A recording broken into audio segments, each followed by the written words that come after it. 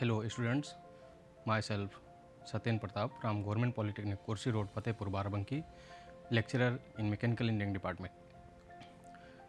मैं आज आप लोगों के लिए मैकेनिकल डिप्लोमा इंजीनियरिंग के 4th सेमेस्टर के हाइड्रोलिक एंड न्यूमेटिक सब्जेक्ट के topic introduction and fundamental concept topic पर लेक्चर डिलीवर करूँगा. What is fluid? A matter can exist in three states: solid, liquid and gaseous.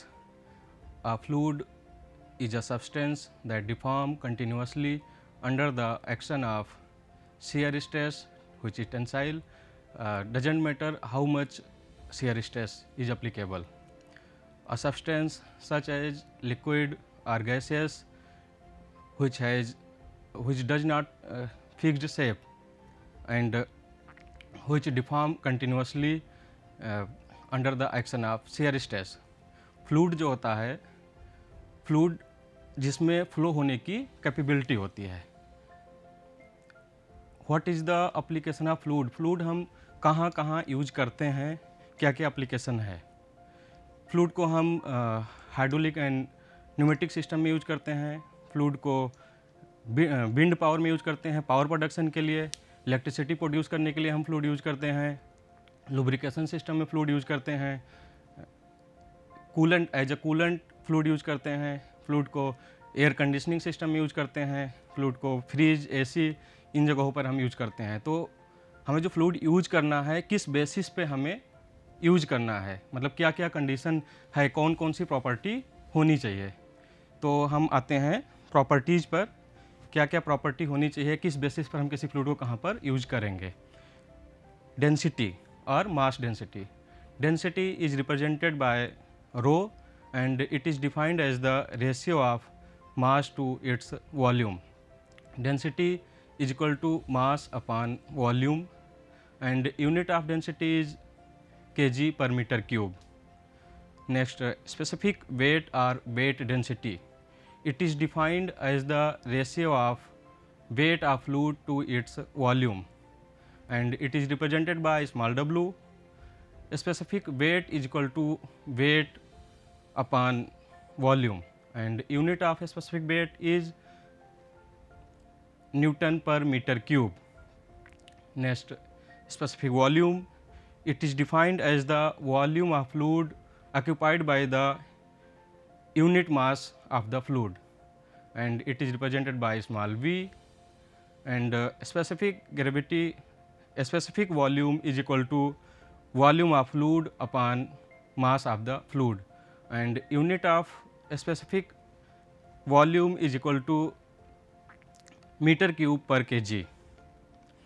Next, specific gravity. Specific gravity is represented by capital S and it is defined as the ratio between weight density or density of the fluid to the density or weight density of the standard fluid.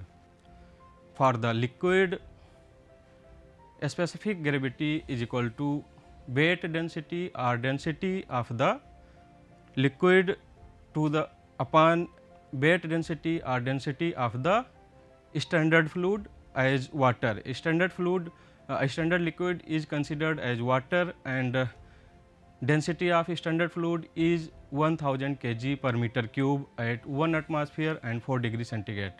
And for gaseous, specific gravity is equal to weight density or density of gas upon weight density or density of the air. Next, viscosity or dynamic viscosity.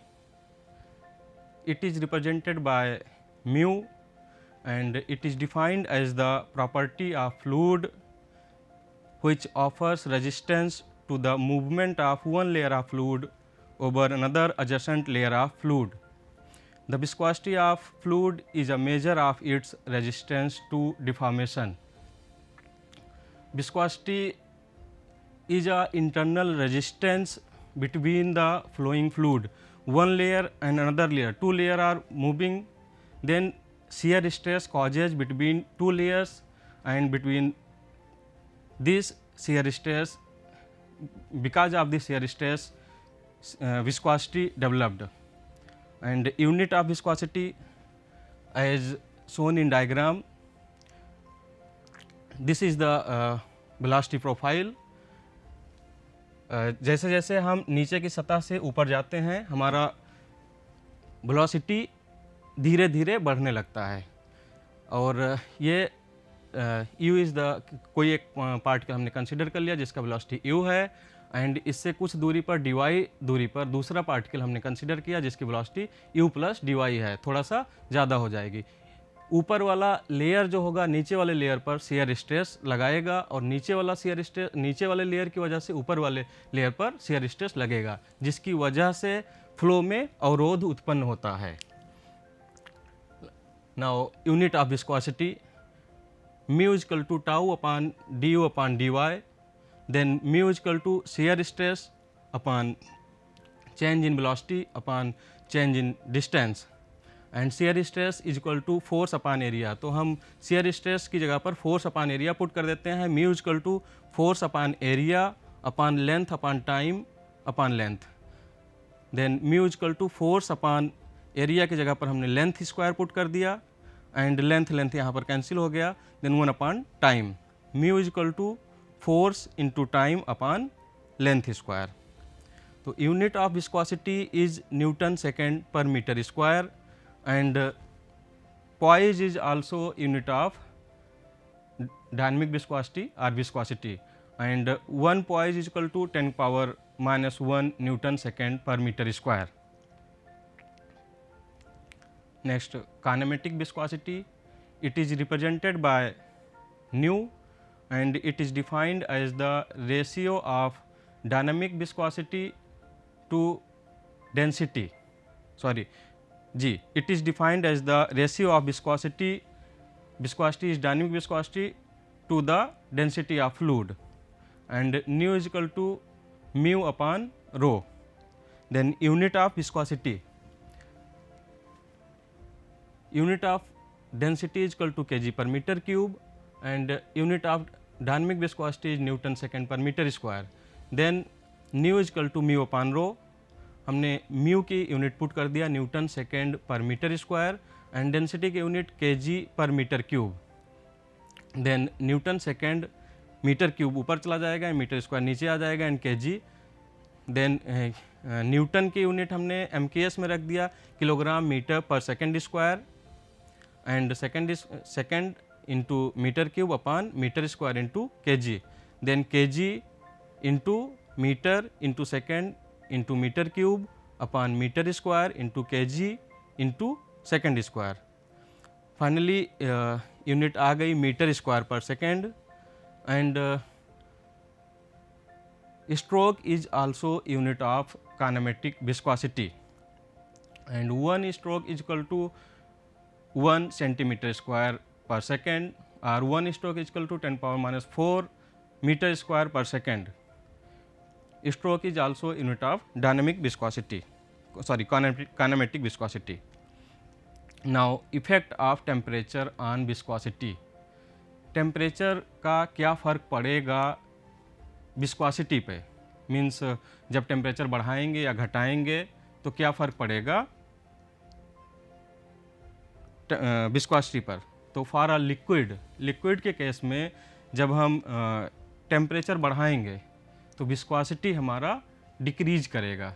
जैसे हम consider कर लेते हैं कि चीनी का घोल हमने बना लिया है, एक घोल तैयार कर लिया, उसमें ज़्यादा से ज़्यादा हमने चीनी डालकर घोल तैयार कर लिया है। अब उसके बाद उसको जब हम टेम्परेचर उसका बढ़ाएंगे तो वो फिर से पिघल जाएगा और उसका विस्कोसिटी कम हो जाएगा। तो जैसे जैसे हम टेम्परेचर बढ़ाते हैं विस्कोसिटी हमारा डिक्रीज होने लगता है। नेक्स्ट, गैस के लिए क्या होगा, जैसे जैसे हम टेम्परेचर बढ़ाएंगे गैस के केस में विस्कोसिटी इंक्रीज होने लगेगा, क्योंकि जब टेम्परेचर बढ़ता है तो गैस के मॉलिक्यूल जो होंगे वो ज़्यादा वेलोसिटी से मूव करने लगते हैं, उनका रैंडमनेस बढ़ जाता है। Randomness of molecules increases due to the temperature increases, जब टेम्परेचर इंक्रीज करेगा तो मॉलिक्यूल्स के रैंडमनेस बढ़ जाते हैं, जिसकी वजह से गैसियस के केस में विस्कोसिटी इंक्रीज होती है by the increasing of temperature. Newton's law of viscosity, it states that the shear stress on a fluid element is directly proportional to the rate of shear strain or velocity gradient, and tau is directly proportional to the du upon dy, that is velocity gradient or shear strain, and tau is equal to mu d u upon d y. जब proportionality constant sign हटाते हैं तो एक constant आता है mu, जिसे हम coefficient of viscosity या विस्कोसिटी कहते हैं। Tau is equal to mu d u upon d y,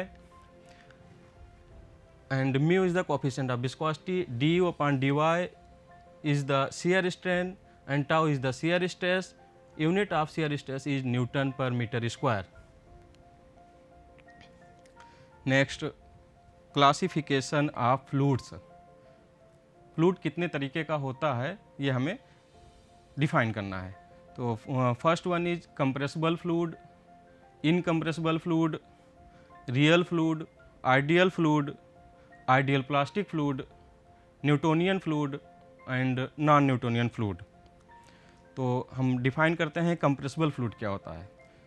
जब हम किसी फ्लूइड के ऊपर प्रेशर लगाते हैं, कोई दबाव बनाते हैं, तो उसका डेंसिटी चेंज हो जाती है, तो वो हमारा कंप्रेसिबल फ्लूइड होता है।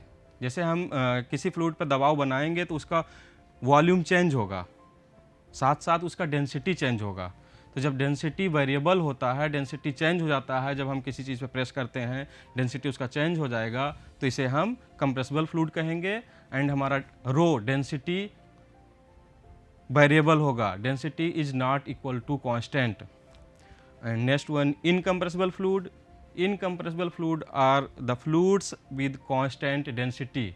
ऐसा फ्लूइड जिसका डेंसिटी कांस्टेंट होगा, जिस पे हम किसी तरीके का फोर्स या प्रेशर लगाते हैं तो उसके डेंसिटी पर कोई फ़र्क नहीं पड़ता, डेंसिटी कांस्टेंट होता है, that is the incompressible fluid.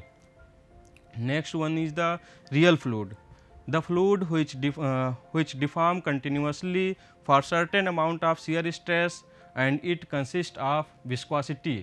Viscosity is always greater than 0. ऐसा फ्लूइड जो इस नेचर में पाया जाता है, नेचर में एग्जिस्ट करता है, जो प्रैक्टिकल यूज में लाया जाता है, उसे हम रियल फ्लूइड कहेंगे, जिसकी विस्कोसिटी हमेशा म्यू से 0 से ज़्यादा होगी। Mu is always greater than 0, जिसका कुछ ना कुछ सरफेस टेंशन होगा, कुछ ना कुछ कंप्रेसिबिलिटी होगी, तो इसे हम रियल फ्लूइड कहेंगे।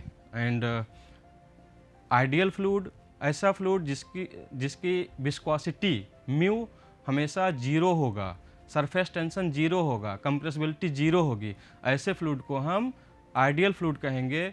आइडियल फ्लूइड इस नेचर में एग्जिस्ट नहीं करता, इस नेचर में नहीं पाया जाता, प्रैक्टिकली अवेलेबल नहीं होता है इस नेचर में। तो म्यू 0 होगा, सरफेस टेंशन 0 होगा एंड कंप्रेसिबिलिटी 0 होगा for the ideal fluid. Next, Newtonian fluid, a real fluid in which shear stress is directly proportional to the rate of shear strain is known as Newtonian fluid. ऐसा fluid जो Newton's law of viscosity के law को follow करता है, या tau बराबर mu d u upon d y equation को follow करता है, न्यूटोनियन फ्लूइड होता है। Next, non Newtonian fluid, a real fluid in which shear stress is not directly proportional to the rate of shear strain is known as non Newtonian fluid. Tau is not equal to mu d u upon d Y.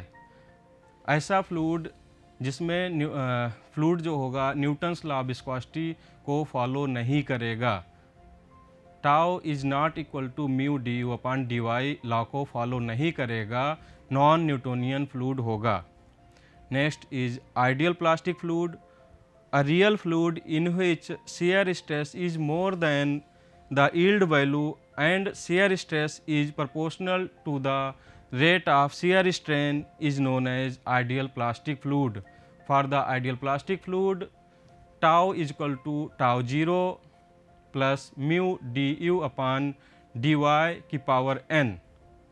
Tau 0 जो होगा yield value से ज़्यादा होगा, yield value के बराबर होगा, तो tau जो होगा tau is equal to mu, tau is equal to tau 0 mu d u upon d y, which is shown in the diagram. In this diagram I for the ideal plastic fluid, this portion is the tau 0, and for the ideal plastic fluid tau is equal to tau 0 plus mu du upon dy की power n for the ideal plastic fluid. तो जो tau 0 है ये हमारा yield value है, and tau yield value से हमेशा ज़्यादा होगा और ये न्यूटनियन लॉ को फॉलो करेगा, न्यूटन्स लॉ ऑफ विस्कोसिटी को फॉलो करेगा. This is also called Newtonian fluid and which has more shear stress than the yield value, and this is the Newtonian fluid, and this is the ideal fluid. For the ideal fluid, mu is always 0. If shear stress 0, then mu is also 0. This is the for the ideal fluid, and this is the for non-Newtonian fluid, which doesn't follow the Newton's law of viscosity, and vertical axis is represented by tau, which is shear stress, and horizontal axis is the velocity gradient du upon dy. Next, surface tension. The surface tension caused by unbalanced cohesion force at free surface, which produce a downward resultant force which can physically seen as membrane. Surface tension cohesion force की वजह से आता है. तो cohesion force क्या है? Cohesion force is the property of fluid by which molecules attracted by same fluid, that is the cohesion force. हम यहाँ पर डायग्राम में जैसे कंसीडर करते हैं, कुछ अमाउंट हमने वाटर का कंसीडर कर लिया, जिसमें मॉलिक्यूल हमने ए कंसीडर किया, molecule B and molecule C. Molecule A water के इनसाइड है, molecule B near the free surface and molecule C on the free surface. 3 molecule हैं, तीनों हमने कंसीडर कर लिया. अब हम ऐसा देखते हैं कि मॉलिक्यूल ए पर इसके अगल बगल के जितने भी सब्सटेंस होंगे, मॉलिक्यूल्स होंगे, वो इस पर फोर्स लगा रहे हैं, and molecule A completely balanced है.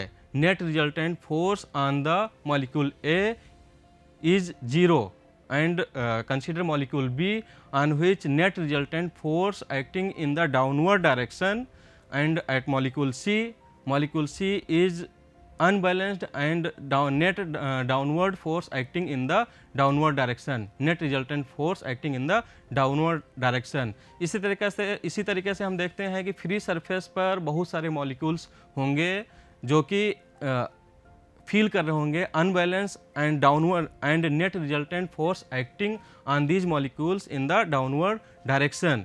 इस तरीके से सभी मॉलिक्यूल्स ऐसा महसूस कर रहे होंगे कि थिन फिल्म की तरह, एंड फिजिकली इसे हम एज अ मेम्ब्रेन देख सकते हैं. And it is defined in terms of formula sigma is equal to F upon L, and unit of surface tension is newton per metre. Surface tension is decreases when temperature increases. Temperature जब increase होता है तो surface tension decrease होता है.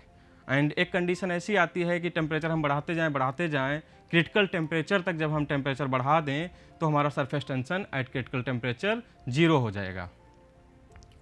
कुछ example surface tension के हैं, जैसे कि हम निडल को पानी की सतह पर, वाटर की सतह पर रखते हैं तो निडल पानी की सतह पर तैरता रहता है ड्यू टू सरफेस टेंशन, जबकि निडल का डेंसिटी वाटर की डेंसिटी से ज़्यादा होगी. नेक्स्ट एग्जांपल, जब हम हॉट फूड, गर्म खाना खाते हैं तो हमें ज़्यादा टेस्टी महसूस होता है, ज़्यादा टेस्टी लगता है compare to the cold food. ठंडे खाने से ज़्यादा टेस्टी लगता है गर्म खाना ड्यू टू सरफेस टेंशन. बारिश की बूंदें स्फेरिकल शेप में होती हैं, गोल हो जाती हैं due to the surface tension. या जब हम different fluid like oil and water को हम मिक्स करते हैं तो दोनों मिक्सअप नहीं हो पाते, दोनों डिफरेंट अलग अलग तरीके से रहते हैं due to the surface tension. Next one is capillarity. Capillarity is defined as the phenomenon of rise or fall of the liquid surface in a small tube relative to adjacent general level of the liquid। जब हम दोनों side से खुली हुई glass की tube को पानी में डुबोते हैं, किसी भी लिक्विड में डुबोते हैं, तो उस नली में जो ओपन दोनों साइड से ओपन ग्लास की नली है उसमें फ्लूइड ऊपर या नीचे मीन्स राइज करेगा या फॉल करेगा। इसे हम जब राइज करता है तो कैपिलरी राइज और जब फॉल करता है तो कैपिलरी डिप्रेशन कहते हैं। The rise of liquid surface is known as capillary rise while the fall of the capillary liquid surface is known as capillary depression। Capillarity is mainly due to adhesion property of the fluid। What is the adhesion property? Adhesion is the property of fluid by which molecules are attracted by different liquid like oil or water or solid and liquid, that is the cohesion, and mainly due to the cohesion capillarity action occurs। as हम consider कर लेते हैं कि एक glass की tube किसी हम water में डुबो देते हैं तो हम ऐसा देखते हैं कि इस शेप में इलिप्स के शेप में यहाँ पर आता है। अब ये राइज कर रहा है वाटर, हमने कंसिडर कर लिया इसमें वाटर राइज करेगा। मान लिया हमने h हाइट तक राइज किया, एंगल ऑफ कांटेक्ट थीटा पर यहाँ पर सिग्मा सरफेस टेंशन एक्ट करेगा। अब हम इन दोनों फोर्स को बैलेंस कर देते हैं, क्योंकि यहाँ पर ये बैलेंस होगा तभी यहाँ तक चढ़ा होगा ये वाटर लेवल। अब हम इसका वेट जो इसमें ट्यूब में है इसका वेट फाइंड करेंगे और ये वेट इक्वल होगा ये डाउन जो कि डाउनवर्ड डायरेक्शन लग रहा होगा, अपवर्ड डायरेक्शन में सरफेस टेंशन फोर्स एक्ट करेगा। Sigma is equal to F upon L, यहाँ से हम एफ फाइंड कर लेंगे, F is equal to sigma into L and in this direction sigma cos theta, this force is acting. तो हम W is equal to rho area pi by 4 d square into g is equal to sigma cos theta pi D.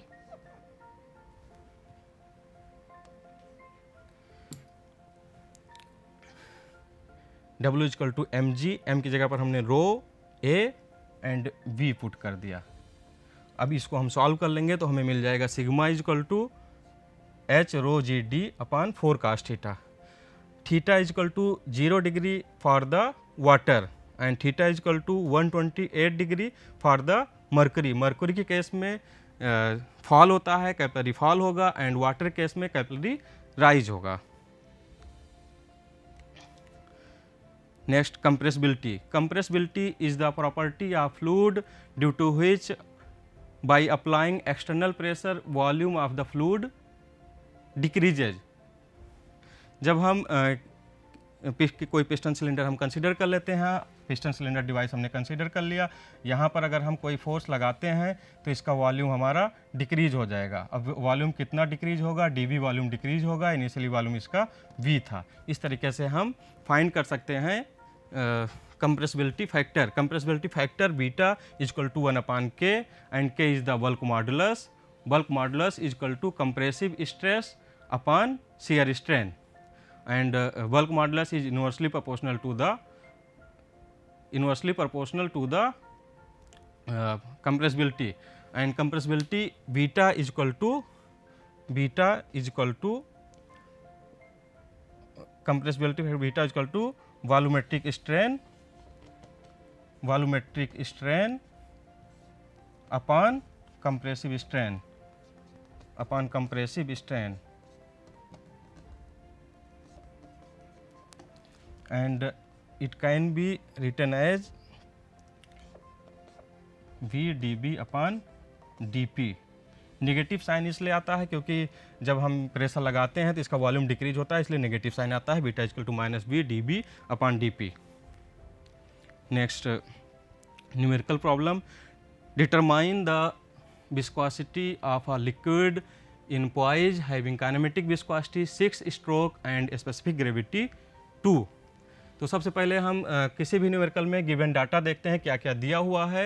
सबसे पहले determine the viscosity of liquid in which having kinematic viscosity 6, हमें kinematic viscosity दिया हुआ है and specific gravity दिया हुआ है। हमने ये देखा तो काइनेमेटिक विस्कोसिटी की यूनिट 6 स्ट्रोक लिखा हुआ है। 1 stroke is equal to 1 centimetre square per second. हमने पुट कर दिया 6 centimetre square per second, then 6 into 10⁻⁴ metre square per second. 1 stroke is equal to 10⁻⁴ metre square per second. Specific gravity of liquid is equal to 2 and specific gravity is equal to density of liquid upon density of water. Density of water 1000 kg per meter cube at 1 atmosphere 4 degree centigrade. हमने put कर दिया specific gravity, find कर लिया density of the liquid that is 2000 kg per meter cube. Then formula हमने put कर दिया nu equal to mu upon rho. Nu is the kinematic viscosity which is given 6 into 10⁻⁴ is equal to mu upon 2000, और यहाँ से हमने find कर लिया mu equal to 1.2 newton second per metre square and mu equal to 12 poise, 1 poise is equal to 10⁻⁻1 Newton second per meter square. Thank you.